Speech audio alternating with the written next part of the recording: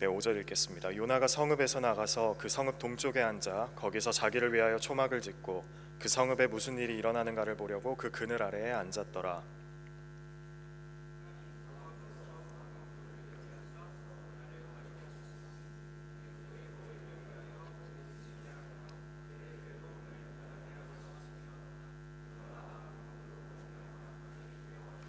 하나님이 벌레를 예비하사 이튿날 새벽에 그 박넝쿨을 갉아먹게 하심에 시드니라.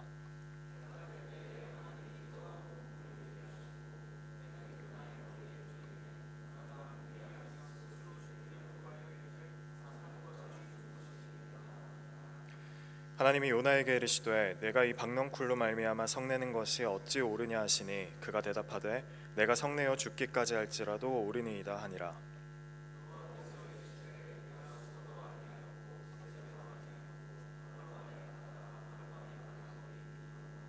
네, 함께 읽겠습니다. 하물며 이 큰 성읍 니느웨에는 좌우를 분변하지 못하는 자가 12만 명이요 가축도 많이 있나니 내가 어찌 아끼지 아니하겠느냐 하시니라. 아멘.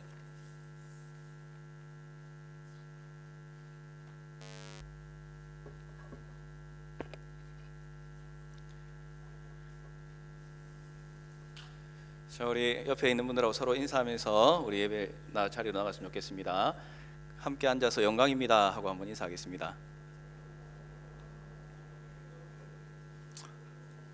예.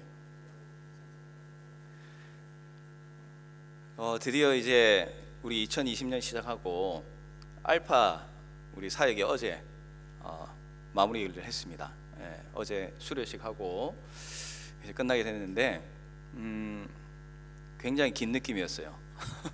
올해 초부터 시작해가지고 제가 알기로는 1년에 2차례 하는데 한 번 하는 걸 가지고 지금 1년 동안 그 어제까지 오게 됐습니다. 왜 그렇게 된지 여러분들 과정은 다 잘 아실 거예요, 그죠?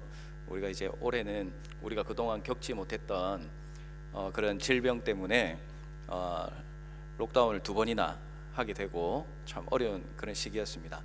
그래도 우리 오신 게스트 분들이 또 금방 또 빠지고 안 올만도 한데 많은 분들이 끝까지 남아서 어제 이제 수료식을 같이 했고 또 하나님에 대해서 더 알 수 있었다라고 고백하는 그런 간증의 시간을 보내면서 야, 그래도 길긴 길었지만 그래도 그렇게 의미 없는 시간 아니었다라는 것을 확인할 수 있는 어제 시간이었던 것 같아요.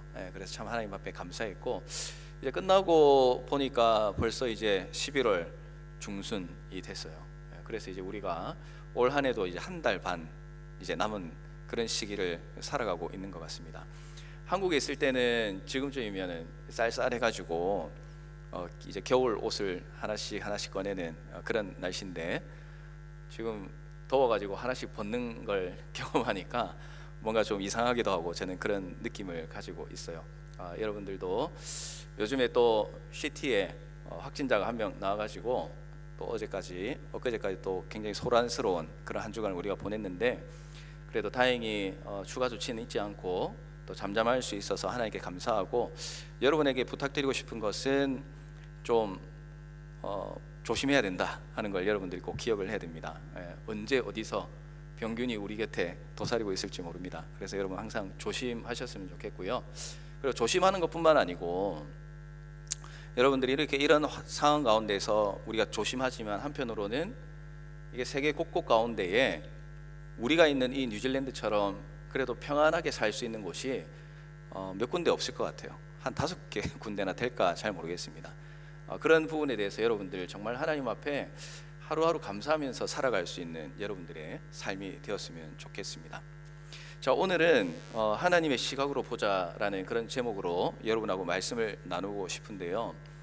이제 다음 주면 우리가 새생명 축제 날짜를 우리가 정한 대로 다가오게 되겠고 이제 그걸 전후로 해가지고 여러분들 그동안 기도하고 작정하고 있는 VIP들에게 복음을 더 진지하게 전하기 위해서 여러분들이 목장별로 노력을 하고 있는 것으로 제가 알고 있습니다.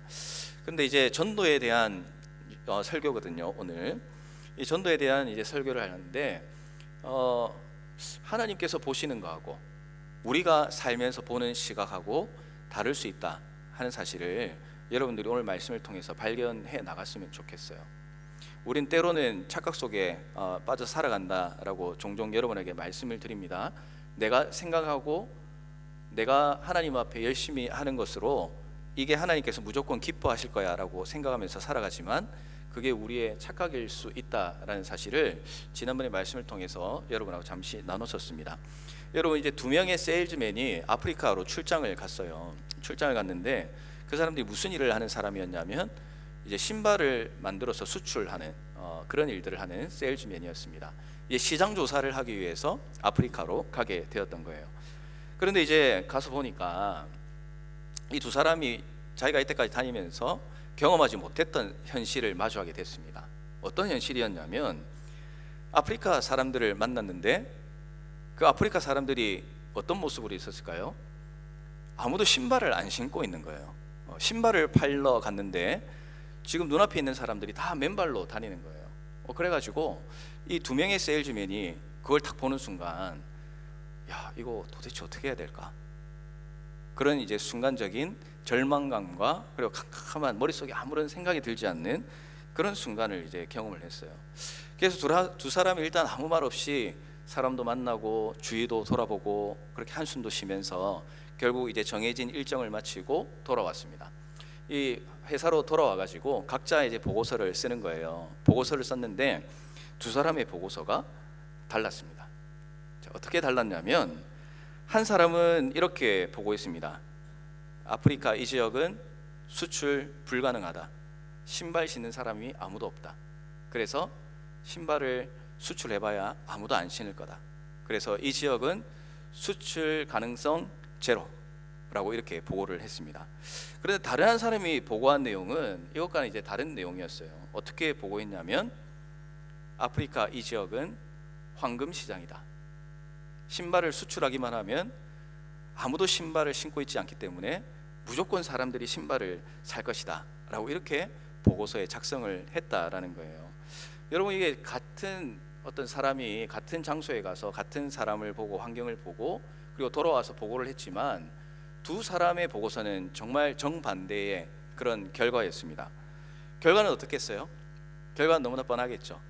황금 시장이라고 보고했던 이 사람의 의견이 채택되어서 아프리카에 신발이 수출되고 그리고 아프리카 사람들도 신발에 대해서 관심을 가지고 신발을 신게 되는 그런 일들이 일어났다라는 이야기입니다. 그래서 우리가 똑같은 현실과 똑같은 상황을 우리가 마주하면서 살아갑니다. 오늘 이 자리에 있는 여러분들도 역시 마찬가지예요. 이 뉴질랜드의 오클랜드, 또 사는 지역은 좀 다르지만 어쨌든 이 오클랜드라는 도시에서 우리가 동일한 상황과 현실을 마주하면서 살아가고 있고요. 똑같이 코로나 바이러스에 대한 두려움과 위협을 가지고 살아가고 그리고 똑같이 이 땅을 살아가면서 우리가 어떻게 살아가야 될 것인가를 고민하면서 우리가 살아가고 있습니다. 그런데 중요한 사실이 무엇이냐면 우리가 우리의 시각을 어떻게 가지느냐에 따라서 우리의 인생이 변화될 수 있고 특별히 하나님께 쓰임받는 일도 달라질 수 있다라는 그런 사실이에요. 여러분들은 어떤 시각을 가지고 살아가고 있는지 오늘 말씀을 통해서 여러분들이 좀 곰곰이 생각해 볼 수 있는 시간이 되었으면 좋겠고요. 그리고 만약 여러분의 시각이 내가 뭔가 좀 잘못되었었다라는 그런 마음이 든다면 오늘 하나님 앞에서 여러분의 시선을 바로잡기 위한 그런 노력들을 해나가기를 바랍니다. 오늘 우리가 읽은 이 말씀은 이 구약 성경 가운데 이 소선지서 중에 한 성경이에요. 요나서라는 성경인데요. 여러분, 요나에 대한 이야기를 여러분이 아마 대부분은 다 들어보셨을 겁니다. 굉장히 유명한 그런 선지자죠. 이 요나는요, 꽤 긴 시간 동안 하나님 앞에 쓰임을 받았어요. 약 40년간 이제 쓰임을 받았고요. 북이스라엘이 멸망한 이후에도 쓰임을 받았고, 그리고 특별히 이방 나라를 위해서도 쓰임 받은 선지자였습니다. 이 구약 성경에 보면 선지자들이 많이 나오는데 그 가운데 이제 이스라엘을 향한 선지자들이 대부분입니다. 그런데 이렇게 이방 나라를 향해서 선지자 일을 하는 사람은 몇 명 안 돼요. 그만큼 이제 특별한 임무를 부여받았다라고 할 수 있는데 여러분이 요나를 생각할 때에 요나가 하나님 처음에 말을 잘 안 들어가지고 하나님의 명령을 거절하고 그리고 물고기 뱃속에 들어갔다가 다시 나와가지고 이제 그때부터는 하나님을 위해서 열심히 살았다라는 그 정도의 생각으로 여러분 막연하게 요나를 바라볼 때가 있습니다. 그런데 요나는 그것보다 더 많은 일들을 사실 했던 사람이에요. 제가 요나를 보면서 참 이게 남 같지 않다라는 그런 생각이 드는 게 무엇이냐면, 성경에 보면 이제 선지자가 아까 많이 나온다고 그랬잖아요. 그런데 대부분의 선지자는 하나님의 명령에 순종했습니다. 다만 이런 건 있었어요. 하나님, 내가 어떻게 그 일을 합니까? 제가 능력이 부족하고 말도 잘 못하고 힘도 없고 이런데 내가 어떻게 하나님의 일을 감히 할 수 있겠습니까? 가능하면 다른 사람한테 맡겨주세요. 이런 이야기로 하나님 앞에 나갔던 선지자들은 꽤 있어요. 그런데 이 요나와 같은 선지자는 없었습니다. 요나가 어떻게 했기 때문에 그래요? 하나님의 명령에 반대되는 행동을 했기 때문에 그렇습니다. 하나님께서 니느웨라는 곳에 가서 회개하라는 하나님의 메시지를 전하라고 했어요. 그런데 요나가 그 이야기를 들었을 때 어떻게 반응을 하냐면, 하나님께서 말씀하신 것이 동쪽인데 서쪽으로 도망을 갑니다. 완전 하나님께서 말씀하신 것과 반대쪽으로 도망을 가게 된 거예요. 그 도망가려고 했던 곳이 다시스라는 곳인데, 그곳은 이제 스페인의 남쪽에 있는 그런 항구였습니다. 그러니까 완전 극과 극의 어떤 상황을 이 요나가 만들어냈고, 하나님의 명령에 대놓고 거절하고 그리고 하나님으로부터 도망가려고 했던 사람이 요나였다는 이야기예요. 요나를 보면 정이 많이 가요. 실수도 많고 하나님 앞에 반역하고 또 하나님의 뜻대로 하지 않는 그런 모습이 있지만, 저나 여러분이나 사실은 이 요나와 같은 모습으로 살아갈 때가 많기 때문에 그렇습니다. 그래서 요나서를 읽으면 아이고 왜 이렇게 살았나 하고 그렇게 생각이 들다가도 한편으로는 너무나 우리의 삶하고 닮아가지고 나도 이런데 라는 생각을 가지게 하는 그런 선지서라는 이야기예요. 이 요나가요, 이 물고기 뱃속에서 나와가지고 니느웨라는 곳에 갔습니다. 그리고 그곳에 가서 이제 하나님의 말씀을 전해야 되는 그런 상황 가운데 있었어요. 이 니느웨는 아수르라는 나라의 도시였습니다. 수도였는데 이 아수르가 북이스라엘을 멸망하게 했던 대표적인 나라였어요. 그런데 요나가 생각할 때에는 이 아수르라는 나라가 자기 나라를 망하게 했으니까 그 나라를 좋아하겠습니까? 안 좋아하겠습니까? 좋아하지 않겠죠. 여러분들 이제 우리가 뉴질랜드 살지만 여러분들이 이제 한국인이잖아요. 한국에 가면 이제 세계 수많은 나라들이 있는데 한국 사람들이 이런 나라가 있어요. 이 나라한테는 절대로 무시당해서도 안 되고 절대로 져서도 안 되고 가위바위보도 이겨야 된다라는 그런 나라가 있습니다. 여러분 그 나라가 어디인 줄 아세요? 일본이에요. 일본. 근데 일본을 그냥 싫어할 이유가 없잖아요. 왜 싫어하죠? 일본이 우리나라를 괴롭히고 사람을 죽이고 물건들을 약탈해가고 힘들게 했던 일들이 있기 때문에 여러분들이 이제 직접 경험하지는 않았겠지만 여러분들의 부모님이나 또 할머니 할아버지 세대에서는 일본만 생각하면 그냥 치가 떨리는 거예요. 그때 그 고통과 아픔이 기억이 나서. 이 요나도요 사실 그런 측면이 좀 많았어요. 자기 나라를 포로로 만들고 망하게 하고 모든 것 다 빼앗아간 그 나라가 이 아수르 니느웨라는 곳인데, 하나님께서 그 나라에 가서 복음을 전하고 그리고 심판에서 벗어나게 해주려고 하는 그런 모습을 보았을 때에 이 요나가 굉장히 마음에 들지 않았다라는 그런 이야기입니다. 자, 그런데 그것은 하나님의 시각이 아니라 요나의 시각이었다라는 점을 우리가 기억하면서 말씀 속으로 한번 들어가 보도록 하겠습니다. 여러분, 요나가 지금 화를 많이 내고 있는데 그 화가 난 이유는 말씀드렸던 것처럼 하나님의 자비에 관한 것이었어요. 1절에 3절 우리가 읽지는 않았지만 이렇게 기록합니다. 요나가 이 일에 대해서 굉장히 화가 났습니다. 무슨 일 때문에 화가 났냐면 그 앞에 3장에 보면 니느웨에 하나님이 심판할 것이니까 회개하라 라는 하나님의 메시지를 선포했어요. 그리고 나서 어떻게 되었냐면 이 니느웨 성 사람들 그리고 왕이 하나님을 모르던 사람들이 어떤 일이 일어나게 되었냐면 하나님 앞에 엎드리고 눈물을 흘리고 회개하는 놀라운 일들이 일어났습니다. 그래서 하나님께서 어떻게 하셨겠어요? 하나님께서 그 기도를 들으시고 그 땅 멸망하기를 멈추셨다라고 말씀을 하고 있습니다. 자, 이런 상황이 되고 나서 이제 요나가 완전 열받은 거예요. 그래서 하나님한테 이야기하는 게, 내가 이런 상황이 될 것이라고 생각했기 때문에 하나님의 명령을 거절한 거 아닙니까? 왜 저 사람들을 용서해 주십니까? 왜 저 사람들을 구원해 주십니까? 라고 하나님 앞에 대들기 시작합니다. 그리고 무엇이라 하냐면, 그냥 나를 죽여주세요. 이렇게 사느니 그냥 죽는 게 낫겠습니다. 선지자가 하나님 앞에 그런 이야기를 하고 있다라는 거예요. 요나는 하나님 앞에 지금 대들고 있습니다. 차라리 나를 죽여달라고 그랬습니다. 하나님의 자비로우신 용서를 보니까 자기가 너무 기분이 나빴어요. 이방인에게 구원을 베푸시는 하나님의 그 은혜에 대해서 요나는 절대 이해할 수 없는 그런 상황 가운데 있었습니다. 그가 생각할 때에는 이방인 이스라엘을 멸망으로 이끈 이 나라는 반드시 심판받고 망해야 되는 그런 나라였어요. 그런데 하나님께서 버려셔야 될 나라를 용서해 주시고 구원해 주신다. 요나의 머리로는, 마음으로는, 가슴으로는 절대 이해할 수 없는 일이었다라는 겁니다. 그래서 나를 차라리 죽여달라라고 표현을 하면서 하나님을 향한 원망과 불평을 쏟아내고 있다라는 겁니다.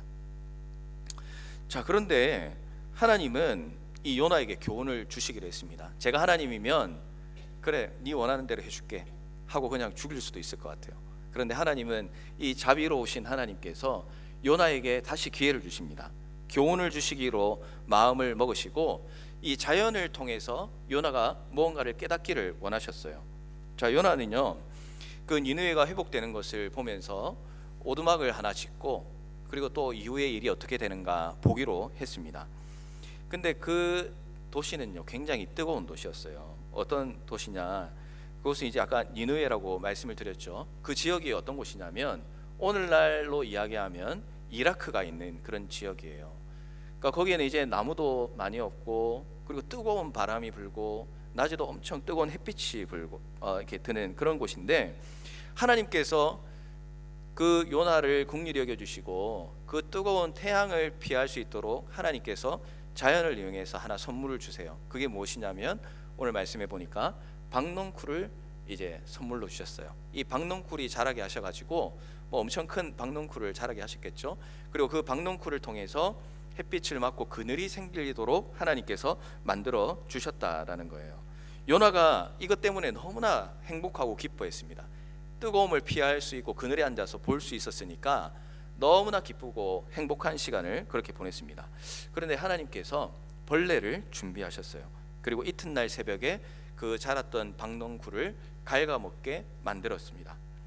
하나님의 은혜의 표현이었던 이 박농쿨이 시들었다라고 이렇게 표현을 하고 있습니다. 하나님은 해가 뜰 때에 뜨거운 동풍이 불게 하시고, 그리고 해가 요나의 머리에 뜨겁게 쬐이도록 그렇게 만들어 주셨어요. 요나가 박농쿨이 얼마나 그리웠겠습니까? 그죠? 이 박농쿨이 너무나 그리웠습니다. 요나는 무더위 가운데서 박농쿨이 죽은 것에 대해서 화가 났어요. 지금 이 일어나는 사건이 요나가 선지자이기 때문에 하나님께서 지금 하고 있는 일이다라는 것을 분명히 알만도 한데, 요나는 이제 화를 냅니다. 그리고 분노하면서 또 뭐라고 하냐면, 그냥 나를 죽여달라, 또 그렇게 이야기를 해요. 너무나 죽고 싶었던 것 같아요. 나를 또 죽여달라고 하나님 앞에 이야기를 합니다. 얼마 전에 물고기에서 다시 이 세상에 나왔을 때 하나님께 감사하고 하나님께 정말 열심히 살겠다고 다짐했던 그 모습은 온데간데 없었습니다. 이제는 죽기를 원하고 있는 그런 요나의 모습이었다라는 거예요. 그런데 요나가 이런 이제 곤란한 처지를 겪으면서 하나님께 주시는 그런 교훈을 이제 듣게 됩니다. 무엇이냐면, 너는 하루 만에 있다가 없어지는 그 박농쿨은 그렇게 아끼고 사랑하고 그리워하고 그리고 함께하고 싶어하면서, 하나님이 수만 명의 사람들, 이 수만 명의 사람들에게 사랑을 베풀고 그들을 사랑하고 그들을 껴안아 주는 것을 너는 이해하지 못하느냐라는 것을 하나님께서 요나에게 교훈으로 하고 있다라는 것입니다. 요나는 그늘을 주었던 이 박농쿨을 너무나 아꼈고요. 그것이 시들자 차라리 죽고 싶다고 하였습니다. 그리고 10절의 말씀처럼 그 박넝쿨은 요나가 물 주고 이렇게 잘 가꾸어 가지고 자라게 했던 것도 아니었어요. 그냥 하나님이 원래 없었던 것인데 선물로 주셨다가 거두어 가셨을 뿐입니다. 그런데도 그렇게 원통했다는 것이죠. 무엇이 그렇게 소중했고 무엇이 요나를 그렇게 죽고 싶게 만들었는지 모르겠어요. 그러면서도 요나는 하나님께서 아끼시는 그 니느웨를 사랑할 줄 모르고 소중한지를 몰랐습니다. 내 것은 소중한지 알지만 하나님께서 원하시는 소중한 것은 바라보지 못하고 있었다라는 그런 이야기예요. 내 것이 소중하다는 느낌이 있습니까? 그렇다면 하나님은 그것보다 몇십 배, 몇백 배로 중요한 것이 있을 수 있다라는 것을 하나님이 깨닫게 하셨다는 것이죠. 사람들은 대개 자기의 나라, 자기 가족, 또 자신의 인생, 자신의 삶, 자신의 것에 큰 관심을 가지고 애착을 가집니다. 이스라엘 백성도 마찬가지였습니다. 당시 이스라엘 백성들이 우리는 하나님께 선택된 백성이다라고 생각을 가지고 이방인들을 무시했어요. 우리는 하나님으로부터 구원을 받을 그런 자격이 있는 백성이고 이방인들은 다 하나님의 심판에 멸망당해야 될 사람들이다라는 그런 이분법적인 생각을 가지고 있었다라는 사실입니다. 그래서 하나님께서 만드신 창조물이라는 생각을 까맣게 잊고 말았어요. 이방인들은 하나님의 백성이 아니니까 심판을 받을 것이다 라는 생각을 가지고 살아갔다는 겁니다. 그런데 이런 생각이 이스라엘 백성을 교만하게 만들고 그리고 하나님의 생각을 알지 못하고 하나님의 시선을 가지지 못하는 그런 끔찍한 결과로 가져오게 되었습니다. 그런 착각을 가지고 있으면서 하나님이 말씀하시는 것을 듣지 못하고 하나님께서 말씀하시는 대로 살아가지 못하고 또 하나님의 말씀이 무엇인지도 모른 채 죄 가운데 살면서 나는 하나님의 사랑을 받아, 나는 하나님께서 선택한 사람이야, 하나님은 나만을 바라보실 거야, 하나님은 내 인생에 가장 좋은 것만을 주실 거야 라는 자기 주문과 자기 착각 속에 살아가고 있었다라는 것입니다. 이 시대를 살아가는 우리들도 역시 마찬가지입니다. 우리가 예수 그리스도로 말미암아서 구원의 백성이 되었고 그리고 영원한 천국을 소망하면서 살아가는 하나님의 가족이 되었습니다. 그런데 우리의 마음속 은연중에 나는 하나님의 백성이 되었고 구원받은 백성이 되었으니까 이제는 나는 천국 가는 것은 확실하고 그냥 확실한 것만 기억하고 내가 원하는 대로 살아가고 싶다, 그런 안일한 신앙생활을 하고 있지는 않습니까? 구원받고 내가 선택을 받았다면 가장 중요한 것이 무엇이냐면 하나님의 말씀대로 살기 위해서 노력해야 되고 하나님께서 원하시는 삶을 살기 위해서 노력을 해 나가야 되는데 우리가 하나님의 시각으로 세상을 바라보지 못하고 내 기준과 내 생각으로만, 내 시각으로만 우리의 삶을 바라보고 우리의 미래를 바라보며 살아갈 때가 많다라는 사실입니다. 만일 우리가 하나님의 일에는 무관심하면서 하나님께서 나의 일에 축복해 주시고 좋은 것 주시기를 원한다면 그것만큼 염치 없는 일이 어디에 있겠습니까? 요나 선지자의 박넝쿨이 주는 교훈이 무엇입니까? 지금 우리에게 가장 소중하고 중요한 일은 무엇입니까? 그것은 나의 시각이 아니라 하나님의 시각으로 바라보고 살아가라라는 것입니다. 요나와 같이 편협된 생각과 불만에서 벗어나서 이방인의 구원을 위한 하나님의 사랑을 전하라라는 것이 하나님의 명령입니다.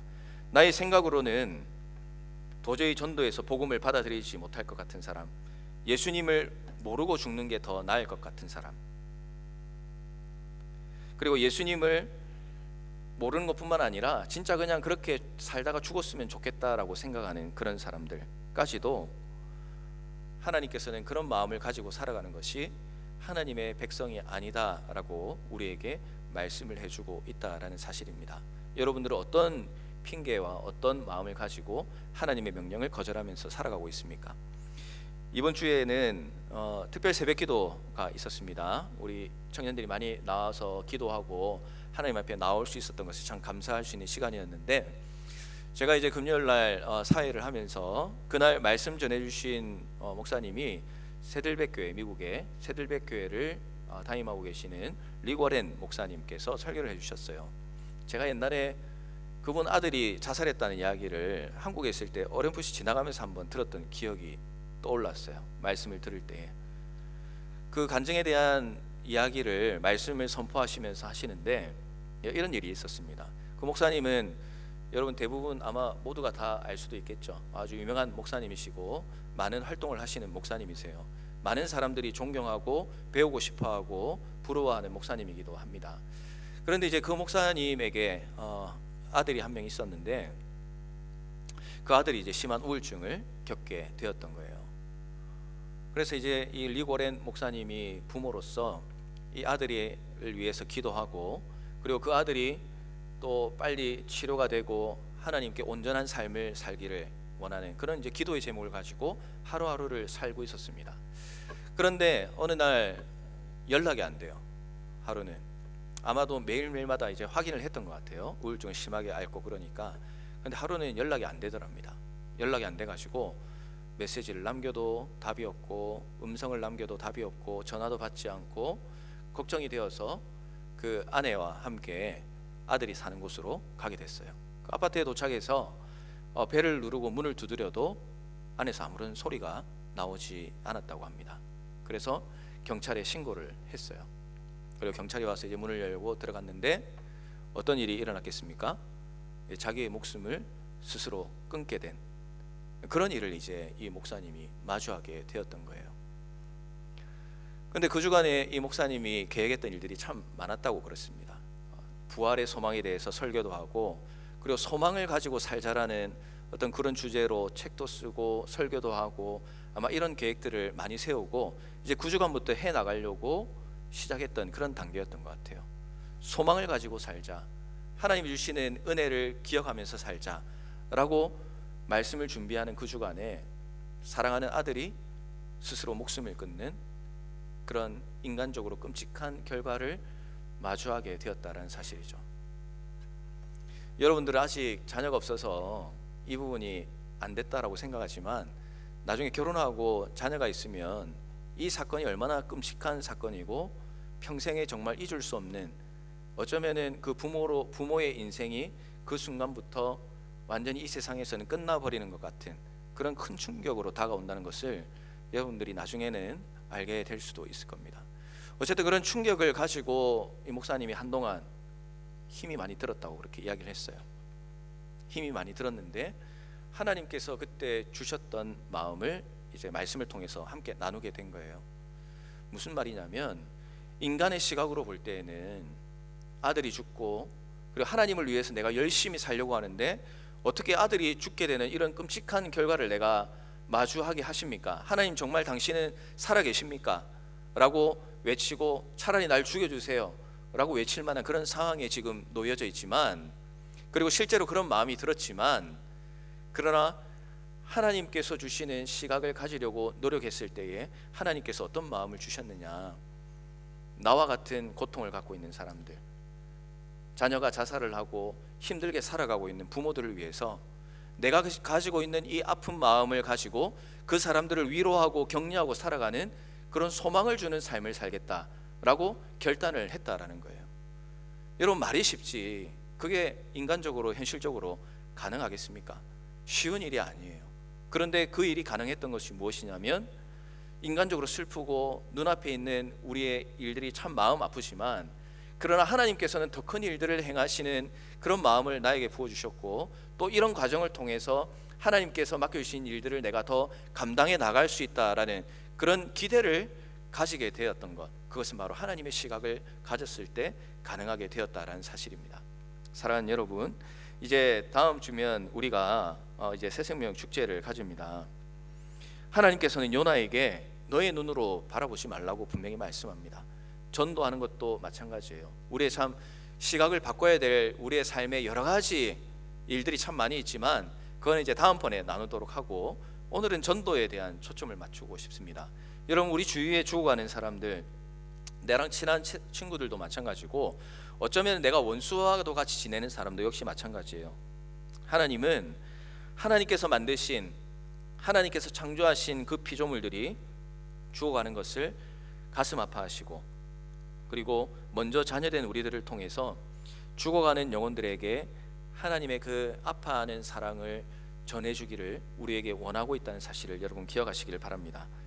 우리가 하나님의 시각으로 본다면 우리는 그 불쌍한 영혼들에게 영원히 마르지 않는 생수 대신 예수님을 전해줄 수 있어야 됩니다. 목말라 죽어가는 사람들, 내가 목말라서 죽어가는지도 모르는 사람들에게 영원한 생명수를 전해줄 수 있어야 된다는 거죠. 여러분이 이 일에 주역이 돼야 됩니다. 여러분들이 주역이 되지 않으면 누가 그 일들을 감당하겠습니까? 예수님께서도 이 일이 너무나 중요하다는 것을 알기 때문에 승천하시면서 하늘로 올라가시면서 우리에게 말씀을 하셨어요. 모든 민족을 제자로 삼고 내가 너에게 분부한 모든 것을 가르쳐 지키게 하라 라고 예수님께서 우리에게 명령을 해주셨습니다. 우리 개인이 그리고 우리 목장이 VIP를 작정하고 기도하고 있습니다. 이건 그냥 우리가 누군가에게 그냥 내가 하고 있다는 걸 보여주기 위해서 하는 게 아니에요. 여러분, 하나님께서 우리를 구원해 주신 그 사랑을 기억하고 감사하기 때문에 우리가 이 일을 하는 겁니다. 주님께서 기억나게 하시고 작정하고 기도하고 있는 이 VIP들이 지금도 어둠의 세력 가운데서 주님을 모르고 죽어가고 있고, 그리고 그들을 하나님께서 아파하는 마음으로 보고 있다는 것을 기억하십시오. 그리고 요나에게 말씀하셨듯이 원하지 않더라도 내가 명령하니까 가서 담대히 외치라고 말씀합니다. 외치고 전하면 하나님께서 복음을 받을 만한 자들에게 복음의 씨앗을 심게 해주시고, 그리고 주님의 교회로 인도해 주시는 놀라운 역사가 일어나게 될 줄로 믿습니다. 오늘 본문을 통해서 우리는 하나님께서 정말 선택된 백성뿐만 아니라 하나님이 창조하신 온 인류를 하나님께서 사랑하시고 돌아오기를 원하신다는 그 하나님의 마음을 우리가 알게 되었습니다. 유대인이든 이방인이든지 어떤 민족이든지 하나님께서는 모두 귀하게 보고 계십니다. 그들도 하나님 앞에서는 똑같은 소중한 생명입니다. 우리는 그들의 생명을 구원시키기 위해서 하나님으로부터 부름받은 사람들입니다. 그러므로 우리는 내가 싫어하든지 좋아하든지 가리지 않고 우리의 VIP들에게 이 복음을 증거하며 살아갈 수 있어야 된다라는 것입니다. 여러분, 전도는 단순히 사람의 명령이나 부탁이 아니라 하나님의 명령이라는 것을 꼭 기억하십시오. 그래서 정말 주님께서 기뻐하시는 이 영혼 구원의 사역에 여러분 모두 동참하셔서 여러분의 인생에 나로 인해서 변화된 사람이 있음으로 하나님 앞에 감사하고 감격할 수 있는 그런 여러분의 삶이 되시기를 바랍니다. 그런 삶을 살아서 우리 모든 청년들 이 땅 가운데 살아가는 이유와 목적을 내 기준이 아니라 하나님의 기준에서 하나씩 발견하고, 그리고 그 기준들을 내 삶의 진정한 기준으로 세워갈 수 있는 우리 모두가 되시기를 주님의 이름으로 축원합니다. 자, 기도하겠습니다.